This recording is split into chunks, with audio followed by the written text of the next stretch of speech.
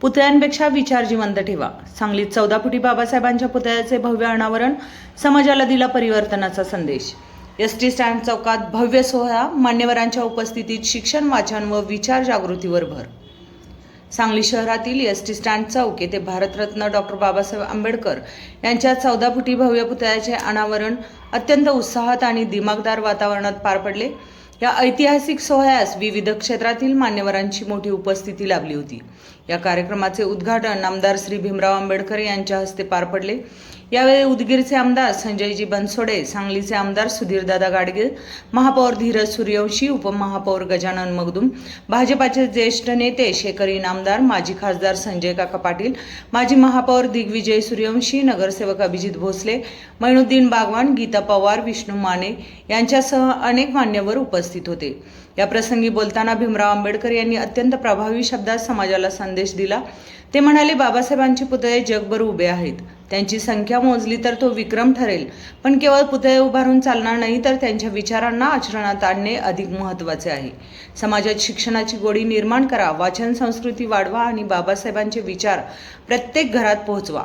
आमदार संजयजी बनसोडे यांनी आपल्या भाषणात बाबासाहेबांच्या विचारांचे महत्त्व अधोरेखित करताना सांगितले की आज उभारण्यात आलेल्या या भव्य पुतळ्याचे खरे श्रेय स्वर्गीय उपमुख्यमंत्री अजितदादा पवार यांना जाते.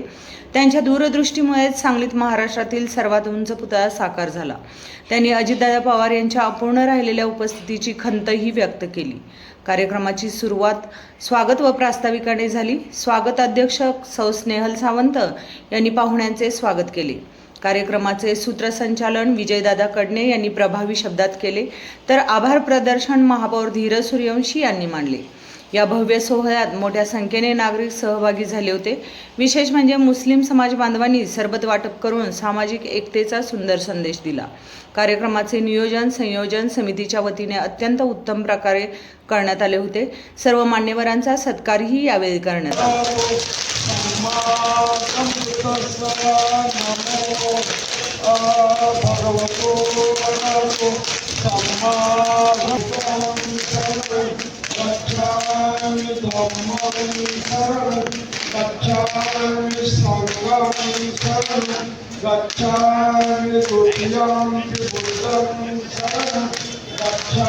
दोन्ही हात वर करायचे. भारतरत्न डॉक्टर बाबासाहेब आंबेडकरांचा, भारतरत्न डॉक्टर बाबासाहेब आंबेडकरांचा. सर्वांना मानाचा जय भीम. आज आपल्या सांगली शहरातील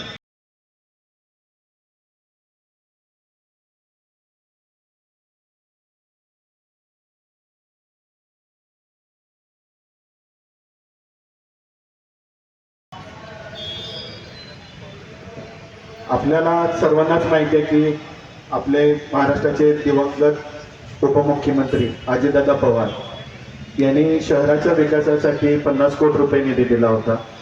त्यात राष्ट्रवादी काँग्रेस पार्टीच्या वतीनं आणि महायुतीच्या वतीनं ह्या पुतळ्याचं काम आपण त्यात धरलेलं. ह्या निर्णय घ्यायची जी हे होती, हा क्षमता होती, त्याच्यासाठी एकदा टाळ्या वाजवा. साहेब आंबेडकरांची प्रतिमा ही दर्शनी ठिकाणी राहील आणि त्यांनी ती लावली. ही आपल्यासाठी गौरवाची बाब. कोणाचे पुतळे लागले नाही जगामधल्या महापुरुषाचे, पण बाबासाहेबांचा पुतळा तिथे लागला. कारण बाबासाहेबांनी केलेलं कार्य त्यांनी झालं.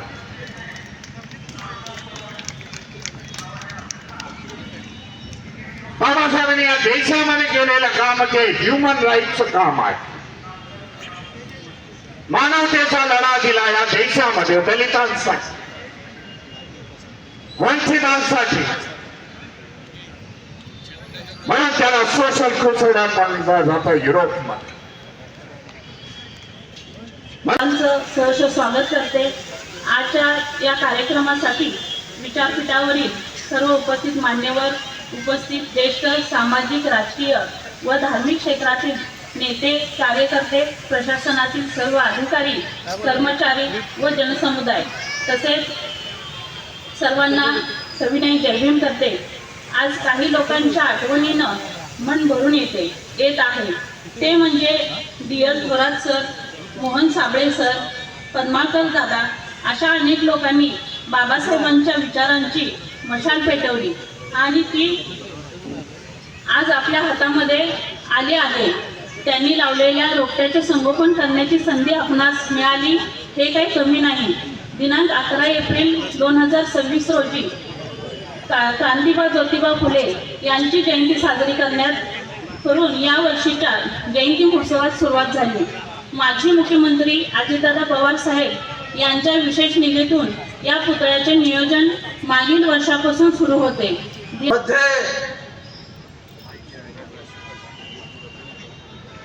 13 तारखेला आपण हा पुतळा लोकार्पण करण्यासाठी आपण हा कार्यक्रम या ठिकाणी ठेवला आणि म्हणून या दोन्ही महापुरुषांच्या जयंतीनिमित्त एक समाज बांधव म्हणून तुम्हा सर्वांना मनापासून अंतःकरणापासून मी लाख या ठिकाणी मी शुभेच्छा देतो. भारतरत्न डॉक्टर बाबासाहेब आंबेडकर हे केवळ एक व्यक्तिमत्व नव्हतं तर ते एक विचार होते. समता, स्वातंत्र्य, बंधुत्व यांचं जिवंत प्रतीक होते. त्यांनी आयुष्यभर वंचित, शोषित आणि पीडित घटकांच्या हक्कासाठी संघर्ष केला.